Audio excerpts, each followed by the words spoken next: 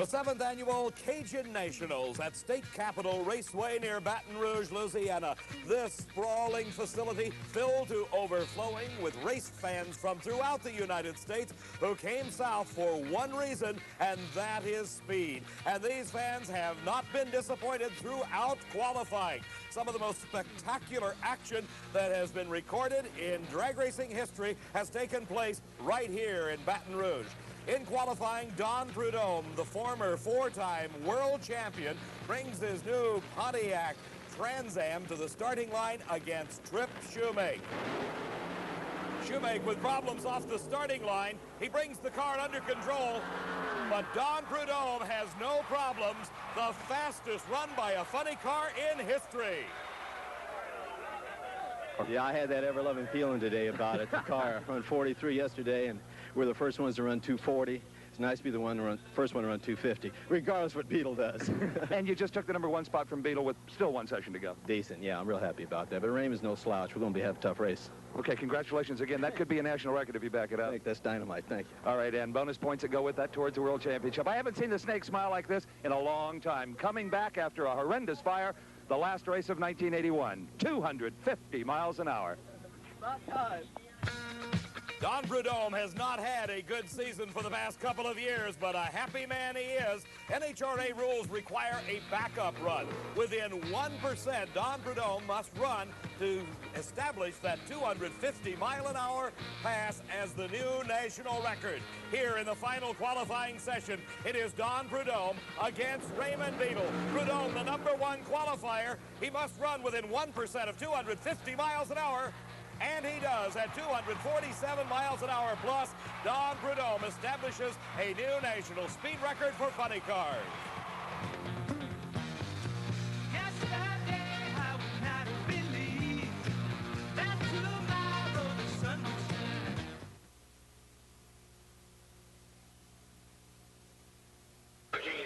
Hello, everybody. I'm Dave McClelland, along with Steve Evans. For the 4th year, Diamond P Sports is bringing you coverage of the exciting Cajun Nationals. The engines are running. We're ready to go with the first round of Top Fuel Eliminator.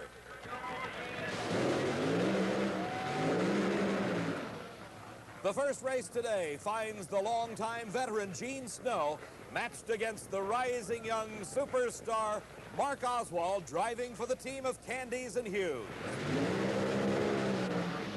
He may be new to this car, but Mark Oswald has already driven over 252 miles an hour. For Gene Snow, it's a return to the driver's seat. From Fort Worth, Texas, he is one of the great stars of the 60s in championship drag racing, coming back a couple of years ago. Mark Oswald, starting out this season at the wheel of the Candies and Hughes car, has already established a new national speed record. Both cars ready for the start as they come into the staging beams. It is Gene Snow against Candies and Hughes, Mark Oswald driving. A good race to this point, but Mark Oswald starts to pull away, and by several car lengths, Mark Oswald wins it. 5.90 second elapsed time. A hometown crowd cheering the speed of over 247 miles an hour.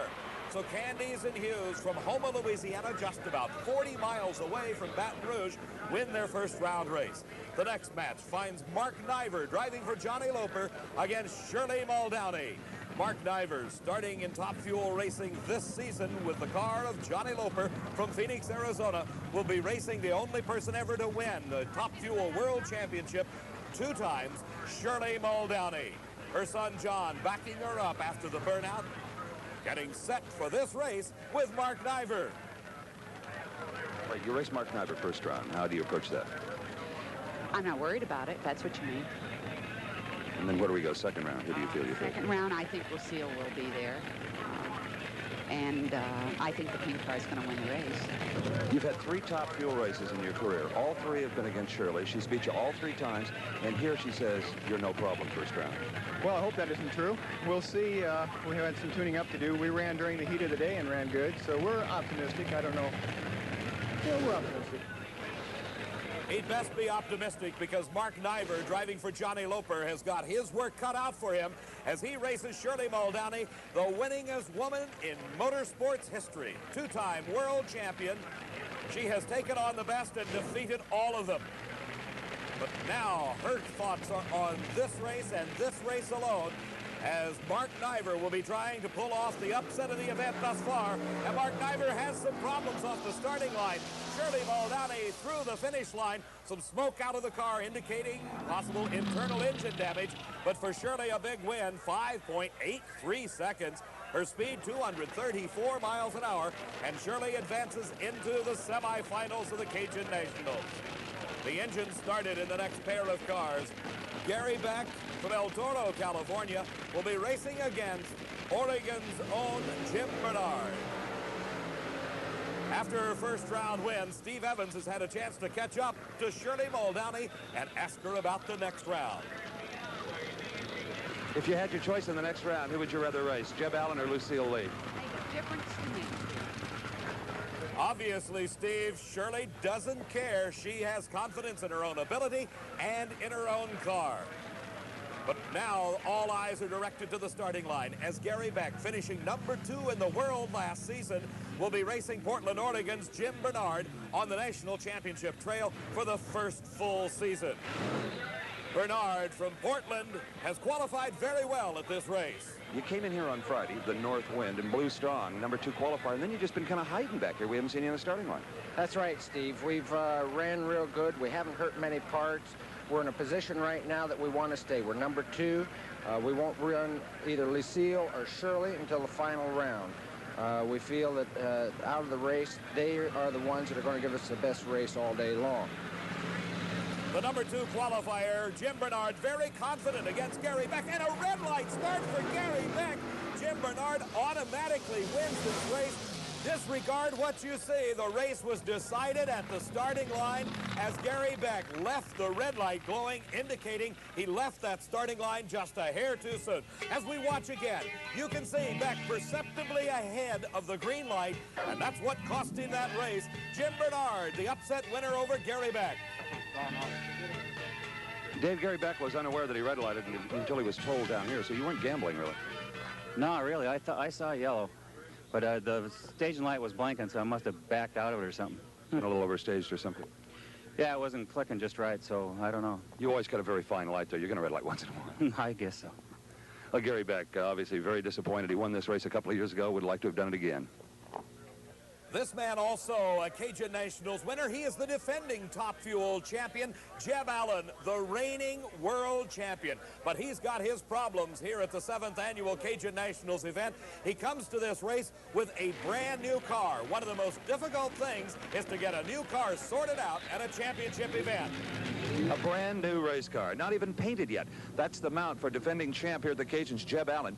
Why would you take a chance of building a new car when your old car took you to the World Championship? Well, Steve, at the end of the year, our performance was falling off. All the competitors had gotten brand new cars, and the racetracks were being prepared so much better by NHRA. We found ourselves behind the 8 ball, more or less. We took and we relieved this car quite a bit by moving the motor 4 inches out from the rear wheels to here is 4 inches farther out than the driver's 4 more inches out. Then we put the fuel tank up on the front axle. What does that do? That changes the weight distribution, the amount of traction you get. It makes the motor not have to make as much horsepower, possibly not have to work as hard to accomplish the same thing. It's like having 10 pounds of weight and you carry it around all day, or you carry 30 pounds of weight around all day. Well, Jeb Allen had a lot of work just to make this 8-car final field. At the Cajun Nationals, each car allotted 4 qualifying attempts. It took all 4 of them for Jeb Allen to make the field. Here, under the darkness on the late Saturday night, we see the last qualifying attempt by Jeb Allen, and this is the run that put him into the Cajun Nationals program. Jeb Allen, his brand new car, the defending Cajun Nationals champion, with lots of work for him here, both in qualifying and in this race, because he is racing one of the hottest new stars in all of drag racing, Lucille Lee. Lucille driving a Top Fuel car for her first full season in competition 1 year ago was a secretary. Now she is driving this 2,500 horsepower car. She has already won a major NHRA championship event this season and is regarded by many as one of the hottest drivers on the circuit. Jeb Allen, the reigning world champion, the defending champ, has got his work cut out for him. Can he accomplish a first-round win? Both cars set to go, and it is Lucille Lee losing traction. She almost loses control. Can she hold on to the lead? She does. It is Lucille Lee, 5.97 seconds in a brilliant driving exhibition. Lucille Lee overcomes the loss of traction. As we watch again, she passes the Christmas tree. Jeb Allen side by side, and there the car losing traction starts to go out of control. Lucille corrects the car, brings it back into a straight line, and continues to pull ahead of Jeb Allen. As they reach the finish line, 1,320 feet away by a half a car length, Lucille Lee takes the win. You know what happens next? Yeah. The race everyone's been waiting for a long time, you and Shirley. Well, she'll be tough to beat. And she's got lane choice, and I don't know what to say. Okay, we're looking forward to it. We'll see history here at the Cajun Nationals in the semifinals, as for the first time in national competition, two women race in Top Fuel Eliminator. Coming up next at the 7th Annual Cajun Nationals Championship, we'll get started with the fantastic funny cars.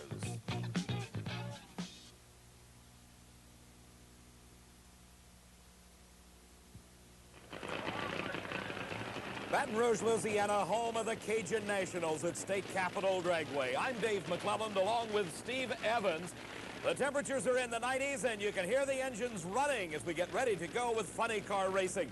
One of the new developments in drag racing is the use of nitrous oxide. A number of funny car racers are starting to experiment and develop the use of nitrous oxide. Steve is talking with one of them right now. In the unlikely event anyone should ever ask you what your dentist's office and a AA fuel funny car have in common, you can tell them this: nitrous oxide. The same stuff your dentist used to make you feel a little more comfortable in the chair, laughing gas, Kenny Bernstein, has been used for years in airplanes and race boats and even race cars. Push a button, get hundreds more horsepower. You don't need more horsepower, do you? Well, sometimes we do, Steve, but as you say, pushing a button used to be the answer to all those things. You go down through there, push it, and get a lot of horsepower and go faster, but no one's perfected in the funny car ranks in that manner. What we're trying to do is flow the nitrous oxide to all 8 cylinders on the starting line, which keeps those cylinders alive and lit and not dropping them, which means you would run on 7 or 6 cylinders. If you've got 8 healthy cylinders, and we do with the nitrous oxide, then we automatically go faster. Nitrous oxide means a cleaner burning engine for Kenny Bernstein. David? Steve, our first pair of cars, we find Gary Bergen and Dale Paldy, neither of which are using nitrous oxide at this event. Paldy drives the War Eagle. For Gary Bergen, he sits behind the wheel of his own car called the Orange Baron.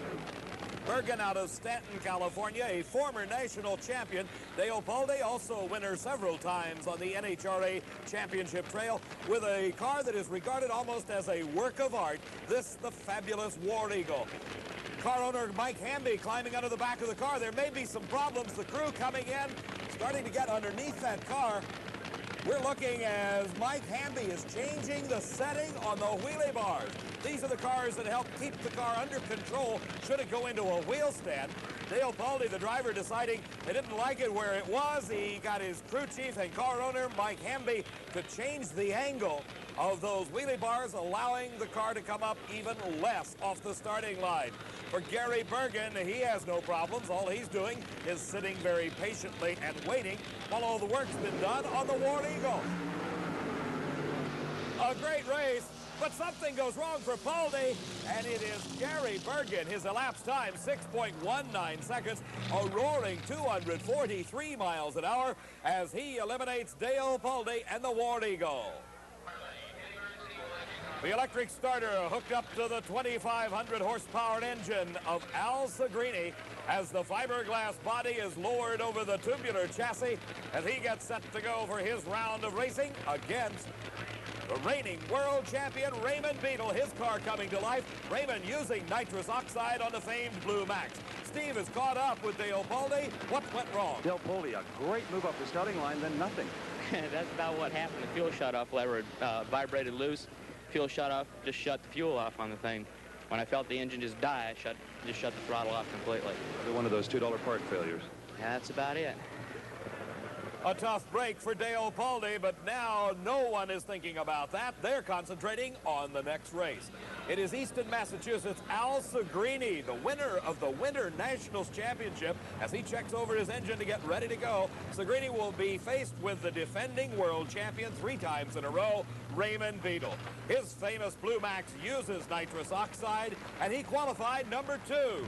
Right, even though you weren't the first to run 250 and you didn't qualify number 1, you've got a perfect point from which to attack in the ladder number 2, maybe the best spot in the ladder.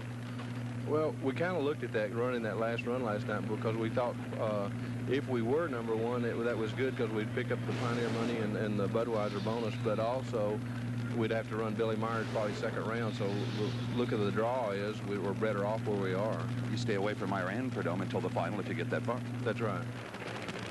A lot of psychology and planning going into even qualifying for one of these championship events as the Blue Max carries the big number 1 on the side of the car, indicating it is the defending and reigning world champion. He qualified number 2 right behind Don Prudhomme. Al Segrini, winner of the Winter Nationals out in Pomona, California earlier this year, knows what it takes to beat Raymond Beadle. He hopes he has it here at the Cajun Nationals. A lot of time being spent getting these 2 cars to the starting line. Does not seem to be any intentional psychological battle between the 2, just taking their good sweet time and concentrating on that green light. And it's a great start for Raymond Beadle. Something going wrong for Segrini, but Beadle flies through the quarter mile, 6.05 seconds. His speed, 241 miles an hour. For Al Segrini, his racing day is over here at the Cajun Nationals.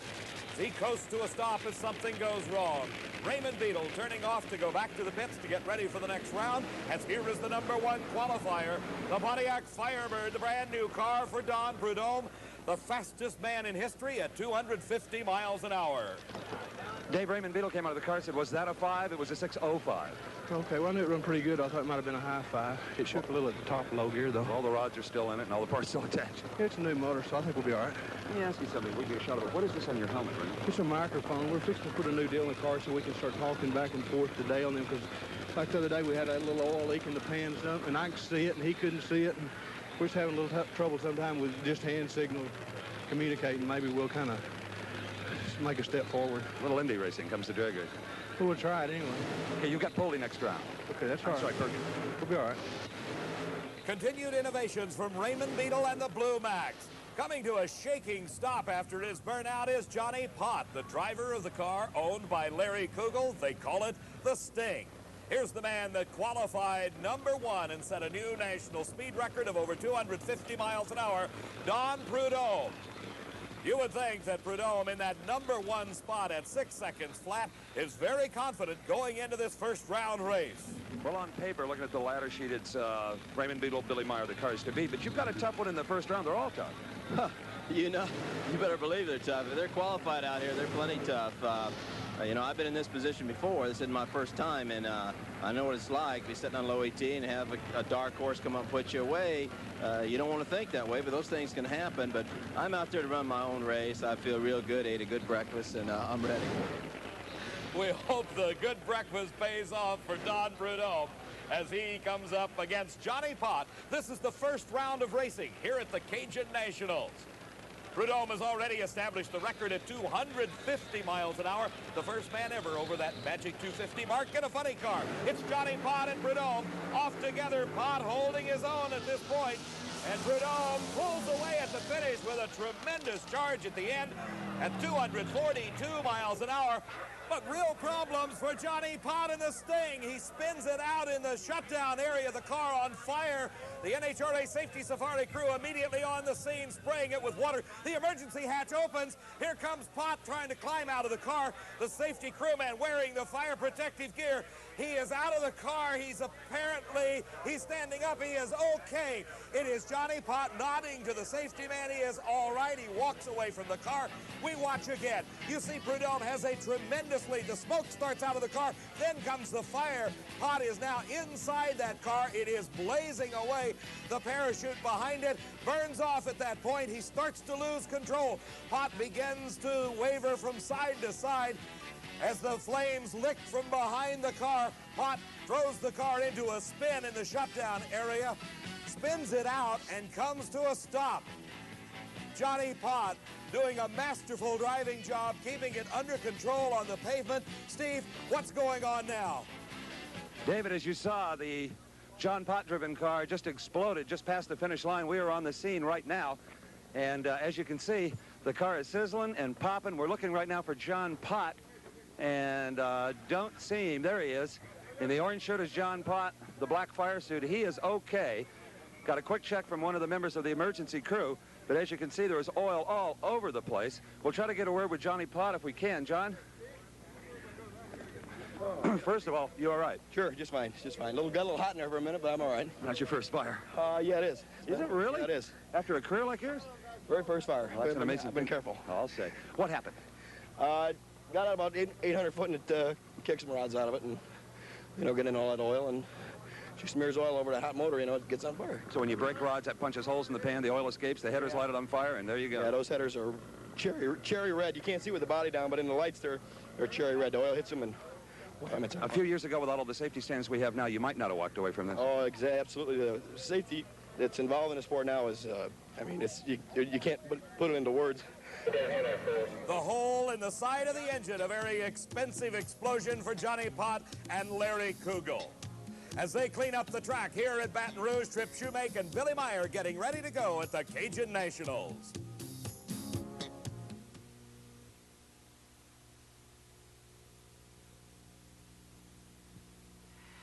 This is Heather Shoemake. And this is her daddy, Trip Shoemake, getting ready for the final race of the first round of funny car eliminations. Trip Shoemake from Phoenix, Arizona. His competition, Billy Meyer from Waco, Texas.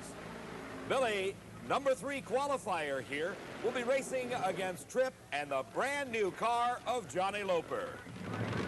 Trip Shoemake, first race with a new car. How does it feel to you so far? I tell you, I'm not really comfortable in it yet. It's kind of like I've rode the other car 4 years, and this one, everybody put the steering wheel in the wrong place, and the brake handle's not where it's supposed to be. Haven't really felt comfortable in it yet, to tell you the truth. Do you have to tune the motor differently for a new car? Yeah, the motor's in a different place in this car, and the chassis is a little stiffer, and we're still kind of wandering around where to tune it. And besides having a donkey driver like me, it's kind of hard to get the car tuned up just right. Again, the very difficult job of sorting out a brand new car at an NHRA championship event, and some problems over there with Billy Meyer's car. They've got the body up. Now it goes back down. The engine's still running. The crew moves out of the way, and Billy starts to approach the starting line. Meantime, Trip Shoemake continuing his burnout procedures. They're still having problems with Billy Meyer's car. The crew jumping on top of the hood area right behind the supercharger. And apparently it's okay. The starting line crews looked it over. They said, bring it to the line. So we've got the final race. This is the first round of funny car eliminations at the Cajun Nationals. Trip Shoemake in the near lane, Billy Meyer in the far lane. And they got the problem sorted out for Meyer. How about the new car of Trip Shoemake? And he has a big lead off the starting line. But it is Billy Meyer wins it at the finish. An outstanding 6.09 second elapsed time. His speed, 244 miles an hour. For Trip Shoemake, 6.21 seconds. As we watch again, you can see the big lead that's built up by Trip Shoemake over Billy Meyer off the starting line. But at the finish line, it's exactly the opposite as we see Billy Meyer coming on strong to win by half a car length over Trip Shoemake. Steve Evans has had a chance to catch up with Billy Meyer. Billy Meyer, anxious moments on the starting line. We had a fuel leak. You can see the window. I can't even see out the right side of the window there, Steve. I didn't really know what it was, and you're in the car and you can't relate anything to the guys. Luckily, Denny Martinez looked like he saw what it was and apparently fixed it some because it wasn't anywhere near as bad on the run as it was before that. Fine job of driving. It sounded like you had to get off the throttle once or twice. We lifted once. What did we run? 609. Perfect. We had lane choice. Billy Meyer did a fine job of driving under difficult circumstances. He certainly did, Steve. And there on the windshield of his car, you can see the residue left by the fuel coming out from behind the supercharger onto the windshield of that funny car. Coming out now, the factory hot rods. This is Pro Stock Eliminator semi-final round. And the world champion, Lee Shepard, driving the Chevrolet Camaro of Rare and Morrison, will be racing the former world champion, Bob Glidden. He's been down on his luck the past couple of seasons. In those glory years as world champion, whenever you raced Shepard, it was always you saying to Shepard, catch me if you can. It's the tables have turned. Sure have. I've been chasing him for a couple of years now. He's been beating me pretty bad. We picked up a little bit here today, it seems, and he slowed down a little, so looks like we're within about a half a tenth, 500ths. If we're going for broke this run. We're going to try some off-the-wall stuff, and we're either going to be in the ballpark or way out, so we'll have to wait and see. Years before, it was always me trying to leave on him because he always had the ET on us, and now we're running a little quicker, so he's going to have to get the hole shot this time. The classic Chevrolet versus Ford battle. The Camaro driven by Lee Shepard. The brand new Ford EXP of Bob Glidden. They're ready. And a red light for Bob Glidden. And the win automatically to Lee Shepard. 500 cubic inch engines pulling these cars to the finish line. And it is Lee Shepard winning it. 7.91 seconds, 173 miles an hour. As we see, it was just a momentary too soon for Bob Glidden. That's what gave him the red light and the win to Lee Shepard. Moving into the finals here at the Cajun Nationals, Lee Shepard, he'll be racing one of these two competitors. Warren Johnson at the wheel of the Oldsmobile Starfire against the bright yellow Camaro of Frank Iaconio. Warren Johnson from Fridley, Minnesota drives the Starfire Oldsmobile, while Frank Iaconio, finishing number 3 in the world last season, is at the wheel of his trusty Camaro.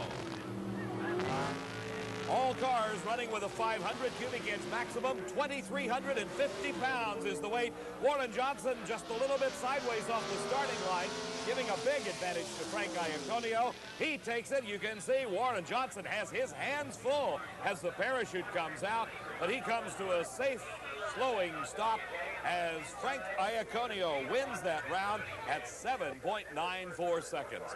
In addition to the professional categories that have been racing here at the Cajun Nationals, in sportsman competition, we have seen a number of first-time winners. In stock eliminator, 19-year-old James Caro out of Houma, Louisiana took home his first ever NHRA national event win, defeating Billy Joe Moravitz. In super stock eliminator, from Piedmont, Alabama, Sonny Ray defeating James Lee. Super gas eliminator found Katy, Texas, Ray Martel, a 39-year-old mechanic, winning his first major title against Charles Phillips. In competition eliminator, the altered of Danny Townsend defeating David Cook. Pro Comp eliminator saw Buddy Domingue from Groves, Texas, winning his first ever national event title. The 29-year-old defeated Gary Henderson's funny car from Memphis, Tennessee. Our congratulations to all the sportsman champions here at the Cajun Nationals, who in addition to some hard racing, have been enjoying some great food. Crawfish, red rice and beans, hush puppies. Half the fun of this race, David, is sampling the great Louisiana food. I just got me a plate of jambalaya, and I'll tell you, it is delicious. And when you talk jambalaya in this part of Louisiana, you're talking about this man they call Shake.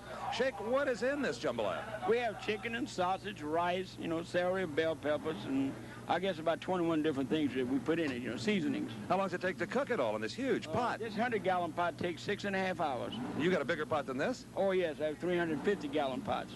Well, and how many people will that feed? A little over 2,700 people. Now, the Cajun fans here, they love this. How about the West Coasters, people from up north? How do they react to jambalaya? They're going wild over our food.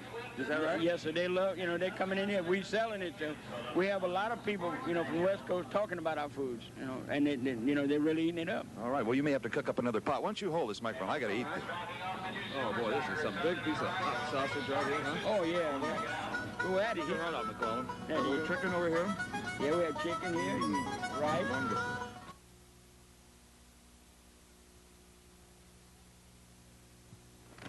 At State Capitol Dragway near Baton Rouge, Louisiana, I'm Dave McClelland along with Steve Evans, and we're set for the semifinals of Funny Car Eliminator. We'll see Don Prudhomme against Billy Meyer as one of these two cars will move into the finals and a shot at the Cajun Nationals title. Billy Meyer has his work cut out for him, though.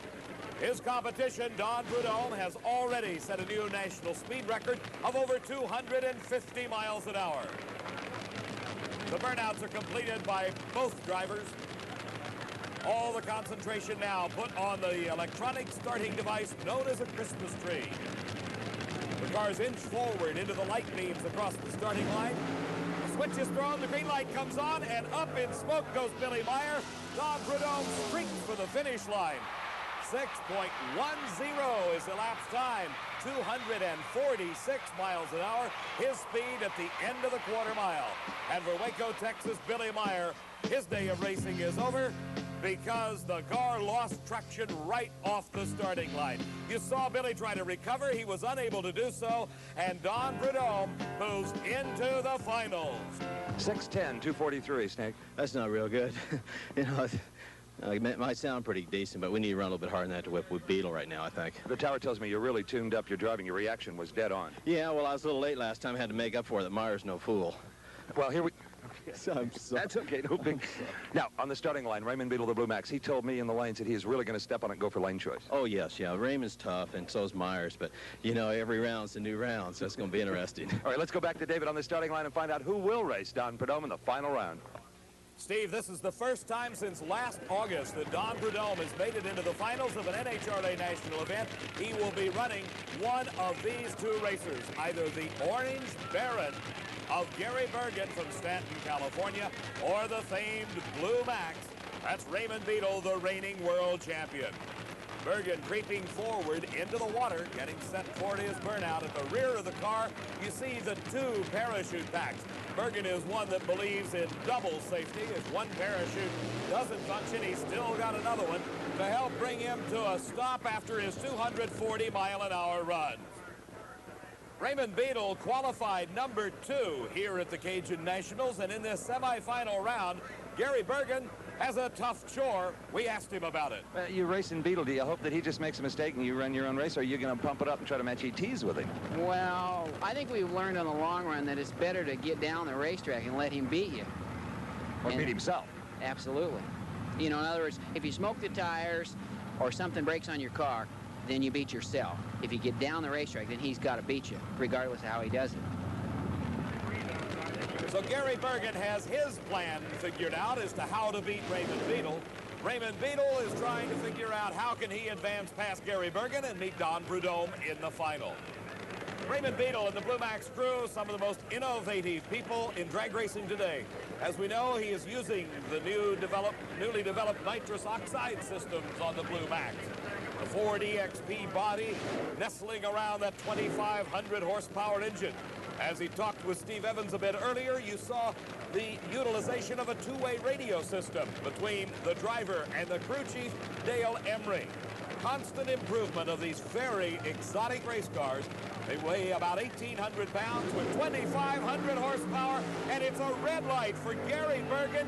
He shuts it off, he beat himself, and it is Raymond Beadle and the Blue Max in the finals of the Cajun Nationals against Don Prudhomme, and he will have lane choice. 6.03 seconds for Raymond Beadle. Here is the top fuel semifinal round that everybody's been waiting for. The two premier women race drivers in the world today, Shirley Muldowney against Lucille Lee. One of them will be in the finals. Steve, what's Raymond got to say? Mission accomplished for Raymond Beadle. You wanted lane choice, you got it. 6:03 to Prudhomme 6:10. Good. I mean, that could be critical. We were going to take the left lane. We looked at it, you know, because they scraped it the round before, and Billy and I both talked about it, and we thought maybe the left lane was a little bit better watching Shirley, but then when Billy smoked the tires, we elected to go ahead and switch lanes, not even taking a chance. How long has it been since you raced Prudhomme in a final? I know Indy in 75. I remember. I don't know. Well, we've run several times in California. Then we've run at Ontario and Columbus one year when we blew the body off. So we've had some good finals. The eyes of a champion, Shirley Muldowney, as she gets herself prepared for her semifinal race against Lucille Lee. Holding the brake pedal as they start the 2,500 horsepower engine. Muldowney has a chance to look down the racetrack and maybe reflect just a little bit on a long career that has been a difficult one, but oh so fruitful. The only person ever to win The Top Fuel World Championship 2 times. Shirley Muldowney fought her way to the top, coming up through the stock cars, top gas dragsters. She drove a funny car for a while, then advancing into the Top Fuel Eliminator category and has won 11 NHRA national titles. You know, Shirley, I can recall in the early days of your career, your request to the other drivers always was, think of me as a lady that drives a race car, not a lady race car driver. Can you think that way as you race Lucille, about her? Yeah, she's a lady, and she's a race car driver. I'm just going to consider it just another driver, the way I do everyone. You just can't let any driver bother you or any particular car, because it'll bite you down the road. You're not thinking about what you should be thinking about. You raced Shirley once before, an independent race, a final round, and you beat her, and you ran very well, but still it wasn't for the World Championship, and this could be. Yeah, it is. This is a national event, and I'm looking forward to it. I need the points. It's a little different than Bakersfield. Yes, it really is. My car was running awful good at Bakersfield, and of course she knows why she lost, and I know why I won. My car just flat out ran hers. You know, that's you can't really say there's driver expertise and something like that. She's got a whole lot more experience than I do.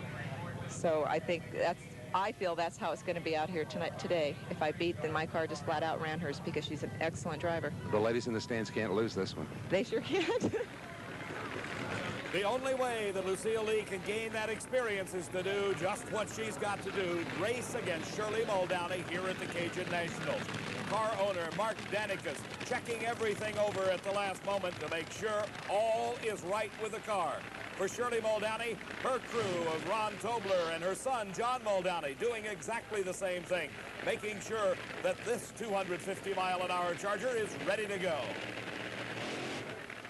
The two leading females in motorsports matched here in the semifinals at the Cajun Nationals. The last-minute nod of the head and a tip to Shirley as she begins the preparation for this run by creeping into those staging beams.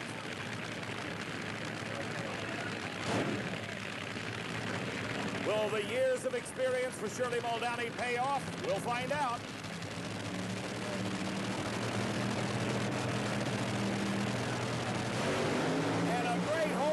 For Shirley Muldowney, up in smoke goes Lucille Lee, and that's the race. Shirley Muldowney wins the semifinal round against Lucille Lee. Her elapsed time, 5.98 seconds. Her speed, only 226 miles an hour. Here you see it, and there's the advantage right off the starting line. Shirley Muldowney pulling the whole shot on Lucille Lee, who also lost traction. Steve? Well, I think you both underplayed it a little bit. It was quite a confrontation. It's gone now. You were the victor. You did it on a whole shot. That experience again. Well, it just, you know, we all get lucky once in a while. Lucille's got a few years yet, but she's done wonderful. She's the best I've seen to ever come along. That's right. Bar none. I mean, the rest of the girls that have been here and gone, I mean, she makes them look silly. A great compliment to Lucille Lee from a great champion. Here is the sentimental hometown favorite. They come from Houma, Louisiana, which is just about 45 miles down the road. The team of Paul Candies and Leonard Hughes with their new driver this year, Mark Oswald, into the semifinals against Portland, Oregon's Jim Barnard and the North Wind. Both cars are ready. And a great start. Oh, what a race as Oswald starts to lose control, comes back into the groove and wins it over Jim Barnard. 593, 245 miles an hour for the blue machine of Candies and Hughes. And as we watch again, you see they both got off the starting line side by side. Starting to lose traction just a bit was Oswald, but he recovered quick enough to win by half a car length. He was slower, indicating he had a whole shot off the line over Jim Barnard. Steve? All right, Mark Oswald in the blue car from the Bayou here in Louisiana. You've been needing a whole shot here lately. You just got one when it counted. Yeah, we've been a little bit, everybody and his brothers jumped on us, but I think things are turning around for us a little bit now. Looks that way. When you run a 93 to an 88, you had to be an alert. Yeah, I'm happy about that. A lot of fans supporting this car in the stands. Yeah, Paul would really like to win one right here at home. Oh, I'll bet he would. And you're going to face Shirley Muldowney. You've got lane choice. Yeah, I think that'll make a little bit of difference. Our car was loose this time, pretty bad. All right, so if you can get the clutch figured out and keep it glued down, it could be quite a final. Yeah, I hope so. Okay, good luck to you. Thank you, Steve. Mark Oswald against Shirley Muldowney in the finals here at the Cajun Nationals in Top Fuel Eliminator. Meantime, action in the pits as they get set for the finals of funny car racing.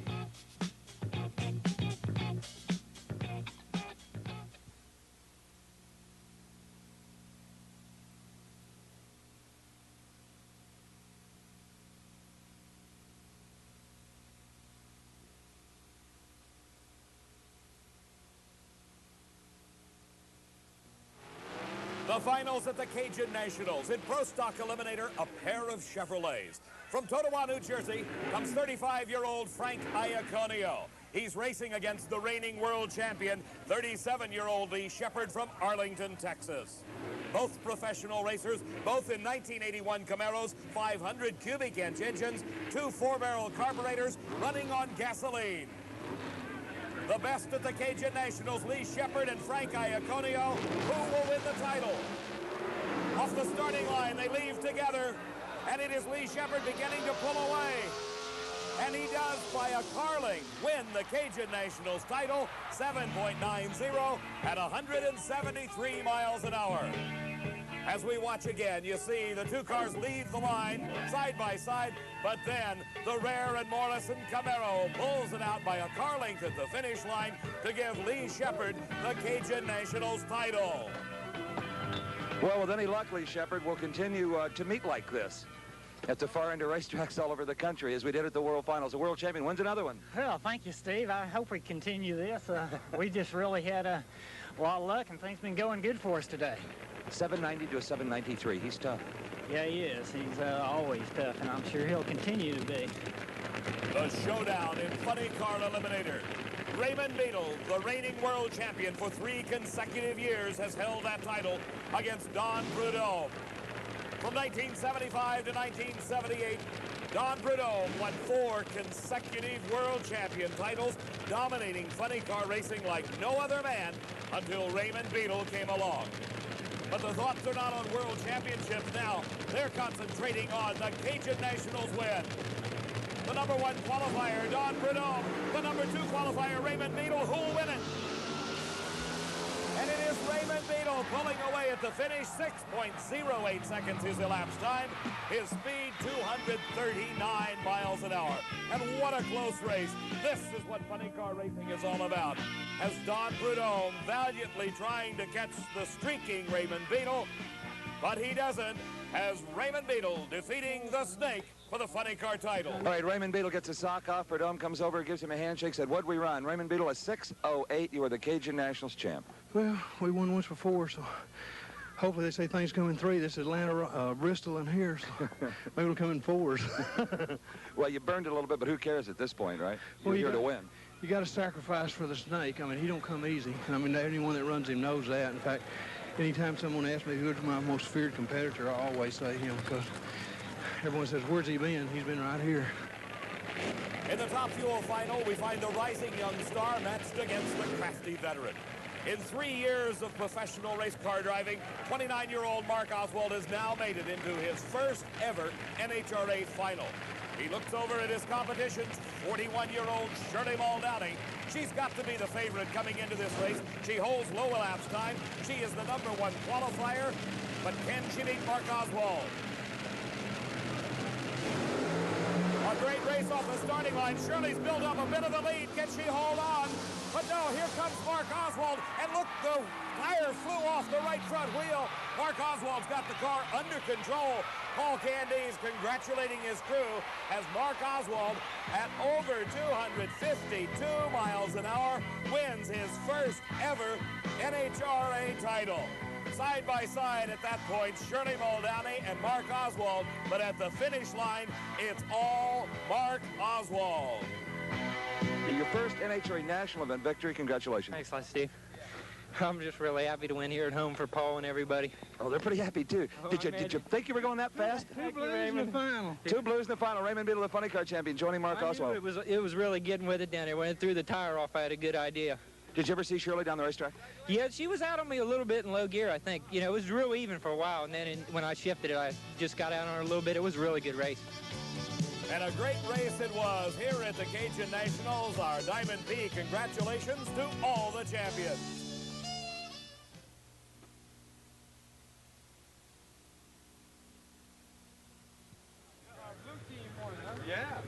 We hope you've enjoyed all the exciting action from the Cajun Nationals. For Steve Evans, I'm Dave McClellan saying so long from Baton Rouge.